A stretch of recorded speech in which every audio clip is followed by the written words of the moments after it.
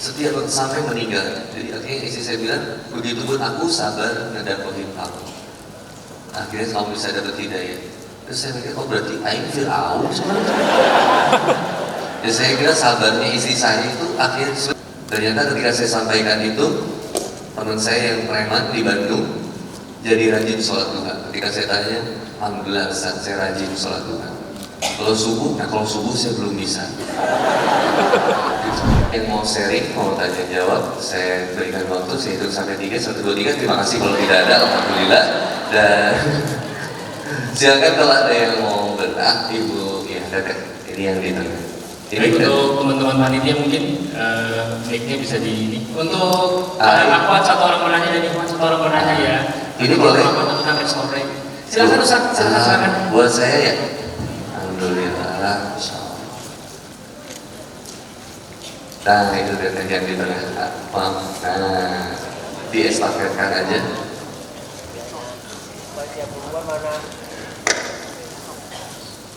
Assalamualaikum warahmatullahi wabarakatuh. Waalaikumsalam warahmatullahi wabarakatuh. Saya dari Jogja. Mau bertanya Ustaz, jadi bagaimana merawat cinta? Mana yang nanya nih? Ini nomor yang Oh itu, oh iya ibu. Saya kira udah sampai belakang nih. Kecegat di situ ya teh. Siapa ibu namanya? Nur dari Jogja Ustaz. Nur. Ya. Ah Bu Nur. Ya. Ini Jogja. J. Ustaz. Bu di Jogjanya di mana Bu? Oh dari West Prom Ustaz. Berdiri Bu. Katanya Bu. Dari apa Bu? Dari West Prom. Oh, West Prom itu Kulon Progo Ustaz. Oh my God, Ibu, astagfirullahaladzim. Sami Allahu liman hamidah.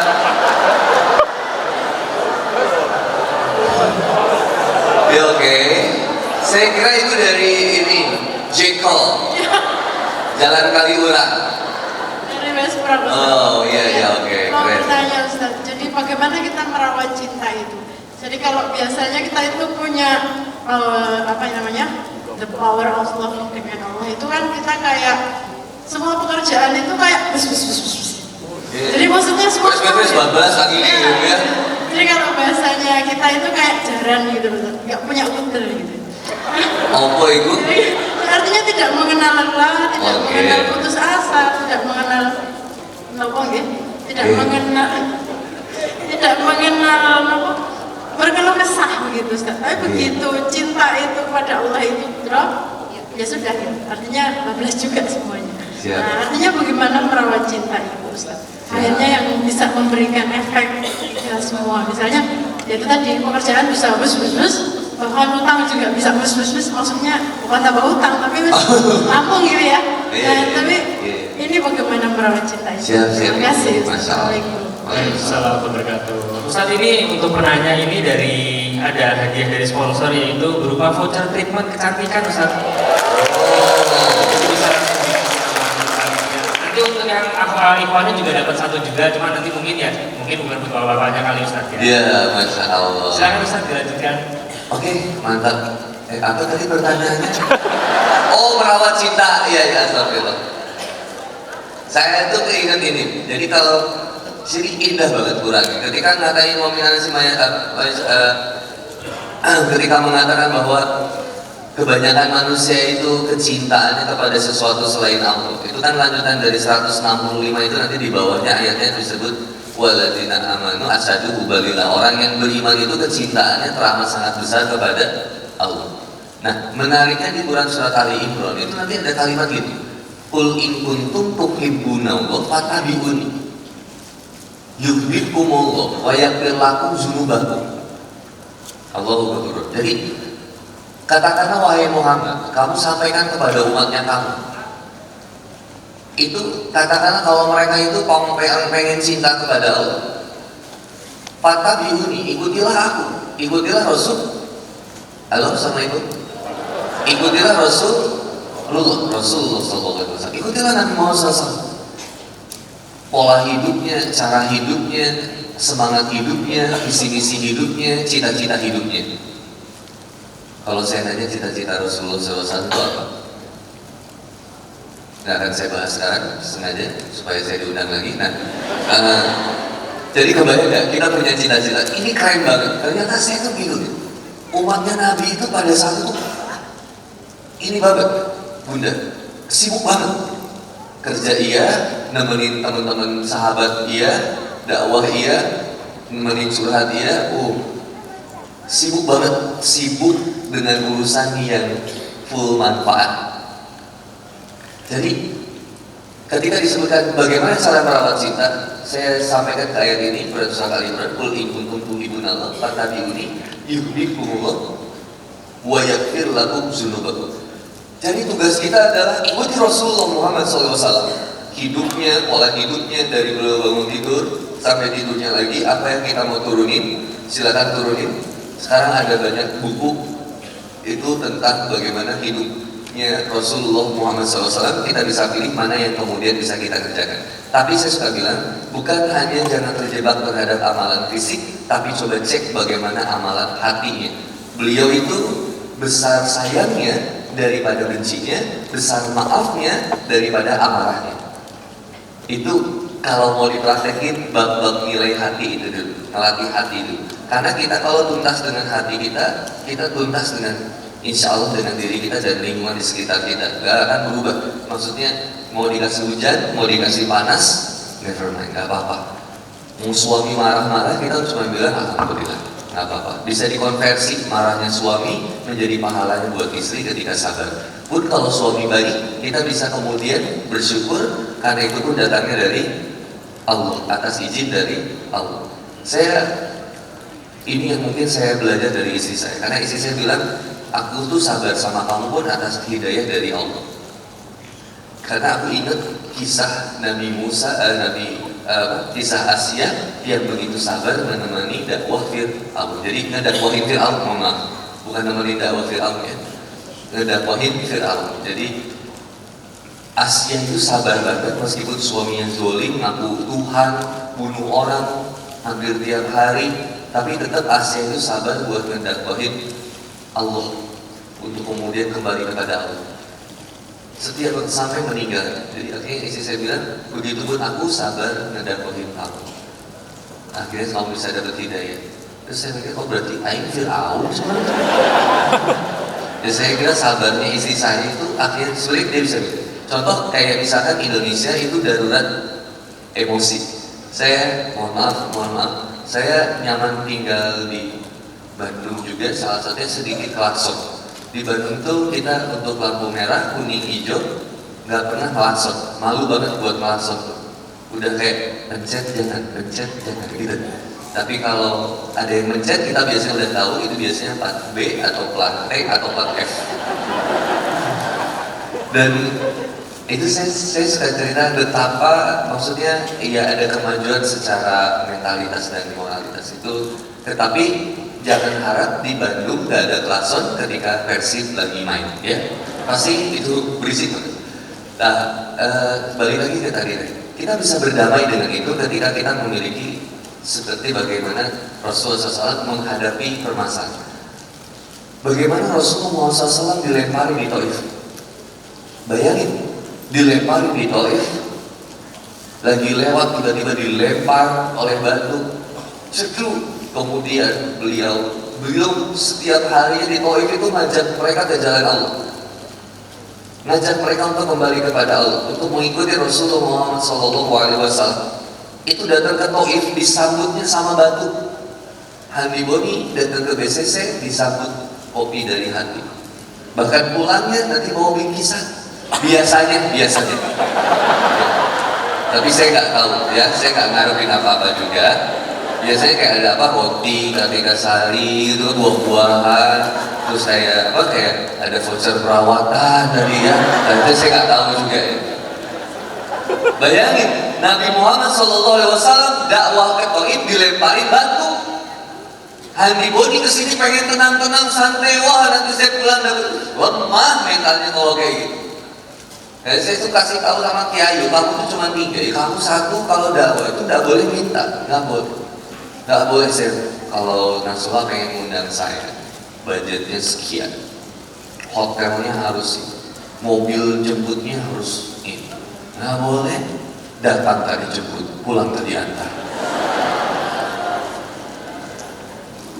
Maka Rasulullah Muhammad SAW ketika dilemparin batu di Taif, dihinakan, apa yang keluar dari Rasulullah? Sampai kemudian malaikat menjaga Bukit Taif mengatakan, ya Rasulullah, seandainya engkau memperkenankan, kami akan timpakan bencana kepada masyarakat Taif yang sudah menghinakan kekasih Allah. Apa kata Rasulullah? Please, jangan. Suatu saat di antara mereka kelak akan menerima apa yang aku sampaikan dan menjadi pengikutku dan menyembah kepada Allah Subhanahu wa Ta'ala. Pun yang dilakukan oleh Rasulullah Muhammad SAW ketika perang Uhud, Nabi sibuk menampung darah yang berceceran dari wajah. Kemudian sahabat menyaksikannya, kemudian bertanya, ya Rasulullah, kenapa engkau tampung darah dari wajahmu itu sampai tidak menetes ke tanah? Kata Rasul, seandainya engkau mendengar apa yang aku dengar. Apa ya Rasul? Malaikat penjaga Bukit Uhud mengatakan, seandainya satu tetes darah Rasulullah mengenai tanah Uhud, maka kami akan timpakan azab kepada mereka semua kaum Quraisy. Bayangin, tampung. The power of love yang membuat ibu saya tetap bertahan sampai hari ini. Tadi saya lupa cerita, ketika saya mau ngasih pembantu buat ibu saya bilang, Bu, ibu udah sepuh, aku kasih pembantu ya buat bantu ngurus teteh. Kata ibu gini, Handi, sejak kapan kamu kepikiran ngambil tiket surga ibu? Malah diambil, malah disebutnya. Kan dia tuntas untuk kemudian merawat cinta, keyakinan husnuzonnya kepada Allah. Tuntas tuh. Bukan sekedar, itu bagus, bukan sekedar siwakan atau kemudian kita yang lain-lain, itu bagus juga. Tapi maksud Papa, lihat Rasulullah juga dengan bagaimana beliau bisa berdamai dengan keadaan. Nah, merawat cinta ini yang kemudian disebut dengan menjalankan nilai-nilai yang sunnah, menjalankan juga nilai-nilai yang diwajibkan oleh Allah Subhanahu wa Ta'ala. Saya pernah sampaikan ke sahabat saya, 2 rakaat sebelum subuh lebih baik daripada dunia dan seisi. Terus saya sampaikan, sholat duha itu bisa melancarkan rezeki. Sholat 2 rakaat sholat duha itu sama dengan sedekah setiap sendi tulang kita. Ditambah 2 rakaat lagi, ditambah 2 rakaat lagi sampai 4 sampai 8, masalah apa yang gak akan Allah bantu untuk diselesaikan. Ternyata ketika saya sampaikan itu, teman saya yang preman di Bandung jadi rajin sholat duha. Ketika saya tanya, alhamdulillah Ustaz, saya rajin sholat duha. Kalau subuh saya belum bisa. Salah. Subuhnya nggak disampaikan fadilahnya. Nah, saya sampaikan yang pertama, Bu. Jadi cara merawat cinta tadi adalah banyak-banyak menjalankan nilai-nilai yang sunnah, atau sebut dengan tiba mengikuti Rasulullah Muhammad Sallallahu Alaihi Wasallam. Silakan rawat cinta.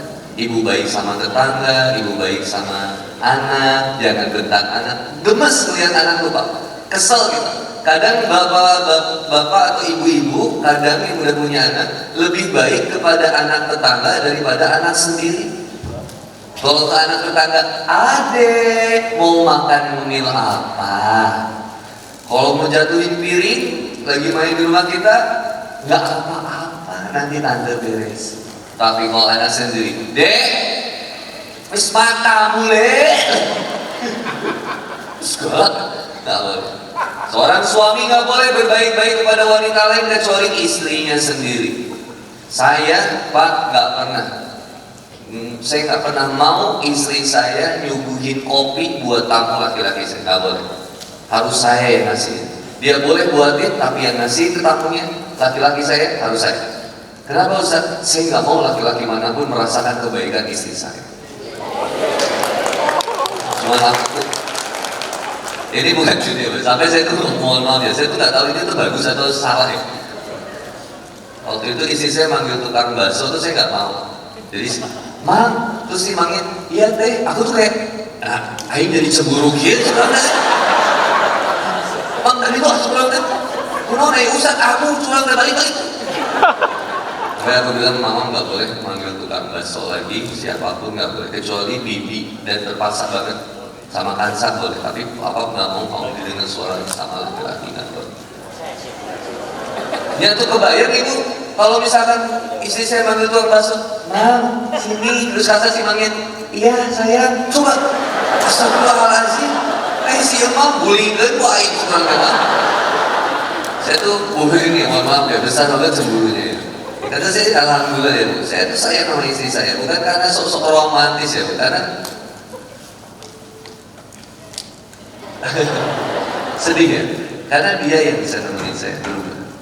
Karena saya pikir mahalnya wanita itu, saya bisa ketemu wanita yang cantik kayak di Jepang itu, saya ketemu wanita cantik banget di bandara, cantik. Kemudian dia nanya, are you married? Saya tuh pengen jawab, I'm single. Tapi saya pikir lagi, ngapain ya? Dan saya tuh sayang banget sama istri saya. Akhirnya saya bilang, no, I'm married and I have 4 children. Akhirnya dia bilang, really? Dia excited banget karena kata dia, selama ini saya ketemu sama laki-laki di bandara, selalu ngomong belum nikah, tahunya akhirnya dia udah nikah. Saya dirasa dikhianatin. Kok kamu bisa jujur? Itu langsung cek aing halus gitu. Terus saya langsung bilang, ya saya cuma bilang ya karena memang Islam itu mengajarkan saya untuk jujur. Akhirnya dia bilang, oh, are you Muslim? Dia sangat Muslim. Oh, ya, dia akhirnya ngobrol, excited panjang, akhirnya, can I get your number? Saya bilang, of course. Jangan suzon dulu. Chatnya masih ada dan saya hapus. Karena saya bilang sama istri saya, Papa di momen itu bisa jadi menjadikan dia itu potensi maksiatnya Papa. Tapi ketika Papa pikir lagi, fase itu udah lewat di hidup Papa, insya Allah. Tapi pengen Papa itu pengen jadi wasilah hidayah buat orang itu kenal sama Islam. Kalau orang yang di Indonesia, saya pengen orang Indonesia merasakan kebaikan yang diajarkan oleh Islam. Anak saya nggak boleh dapetin marah saya, dia harus dapetin baiknya saya. Al-insanu abdul ihsan. Insan. Al-insanu abdul ihsan. Manusia itu budaknya kebaikan. Jangan sampai orang yang kita sayang itu justru utang budi baiknya malah sama yang ahli maksiat. Jadi jangan pernah bentak anak. Tegas boleh, tapi jangan keras. Sama suami baik-baik bu. Suami pulang sambut, bukan suami pulang aing mana mau banget maneh dari goreng. Astagfirullahaladzim, nggak boleh. Pokok suami pulang sambut. Kalau bisa naik ke pagar.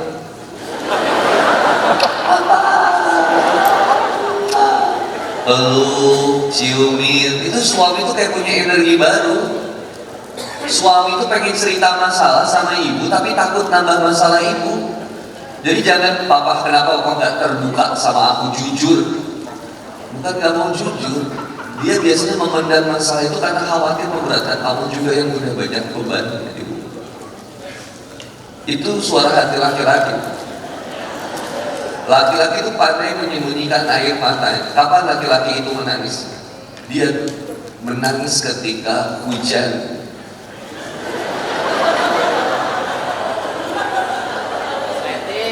Menyembunyikan air matanya bersama tetesan air hujan. Pokoknya kalau laki-laki lagi sendiri ngelamun, jangan diganggu. Dia sedang bertarung dengan realita kehidupan dan beratnya beban hidup untuk dia selesaikan. Jangan diganggu. Tapi kalau suami kebanyakan main game, cekek. Main game aja.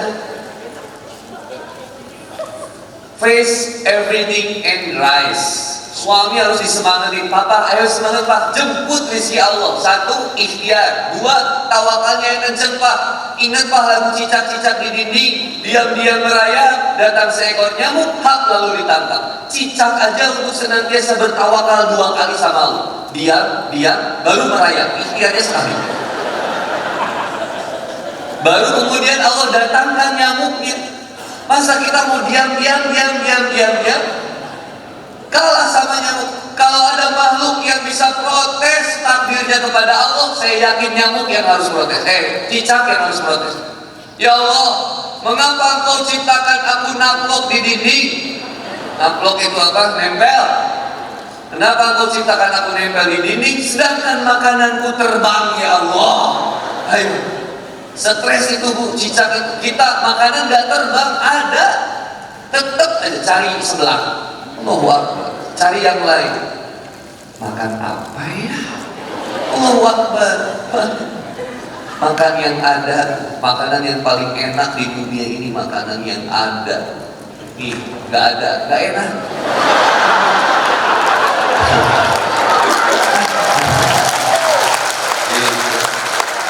Terakhir, mic-nya masih ada? Ibu. Oh, Untuk penanya satu lagi dari sisi iya, maaf ya Bu, nanti by WhatsApp aja. Bisa lewat IG nanya. Nggak apa-apa. Silakan dari Ikhwan atau Dari bawah, Ikhwan. dari Brothers, dari sisi Brothers. Oh, ada yang di belakang. Oh, dan satu di bagian belakang. Monggo. Bismillahirrahmanirrahim. Assalamualaikum warahmatullahi wabarakatuh. Waalaikumsalam warahmatullahi wabarakatuh. Ustaz, saya sekarang sedang mencintai seseorang. Allahu Akbar. Namanya siapa? A? Rahasia. Oh enggak, nama AA maksudnya. Nama AA. Siapa? Nama ceweknya saya nggak butuh, Pak. Itu urusan AA. Nama AA siapa? Nama saya Wildan. Wildan. Asli mana? Bandung? Jakarta? Asli Serang. Oh, Serang. Asli Serang, Banten. Serang Banten. Masya Allah. Serang Banten tuh kalau ngomong Sunda di Bandung berantem itu. Jalan ke terminal kemana, Jing? Sedangkan kalau di Bandung itu Jing itu Kak asal. Iya, gitu ya ya. Tadi bilang mohon ya. Usia berapa maaf? Usia 25 tahun. Masya Allah. Udah mohon maaf udah nikah atau belum? Belum. Masya Allah. Kan saya sedang mencintai seseorang. Oh iya tadi saya mencintai seseorang. Iya. Ya, lanjut ya Ustaz ya. Itu ada di ruangan ini? Tidak ada Ustaz. Oh nggak ada. Iya. Saya datang sini sendirian Ustaz. Sendirian membawa luka dan air mata. Iya itu yang disenangin sama orang Serang juga. Orang Banten juga sih Ustaz, tapi Tangerang. Tampan? Tangerang. Oh Tangerang. Saya bilang tapi tampan. Astagfirullahaladzim, kaget. Alhamdulillah ya Allah. Iya. Terus gimana pertanyaannya? Bagus. Tapi yang mungkin tidak sepupu Ustaz, karena yang sepupu itu kan kesetaraan ya Ustaz ya. Oh iya. Nah, mengenai soal ilmu agama Ustaz, jadi dia ini seorang guru agama, sedangkan saya seorang guru olahraga. Bagus kolaborasi, bisa bikin sekolah itu Astagfirullahaladzim. Terus Dan dia lulusan Timur Tengah, sedangkan saya lulusan Jakarta State University Rawamangun. apa itu?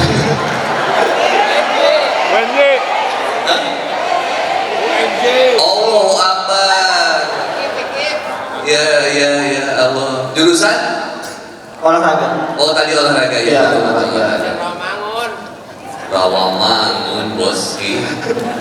Sebelumnya saya sempat ragu Ustaz karena ketidaksetaraan soal ilmu agama.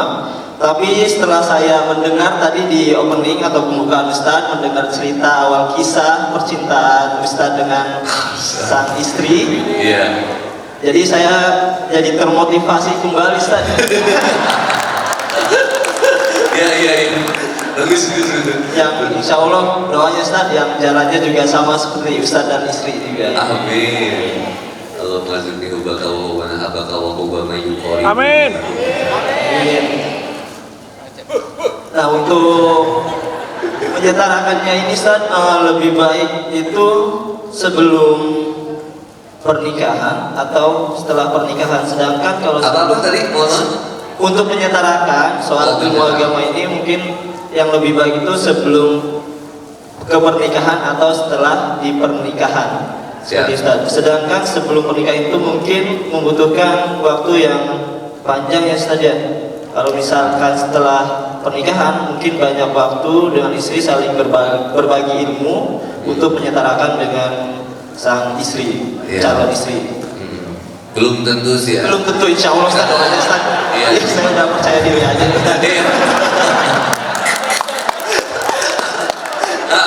Astagfirullah, iya benar. Tapi semangat ya. Ya yuk kan pakai.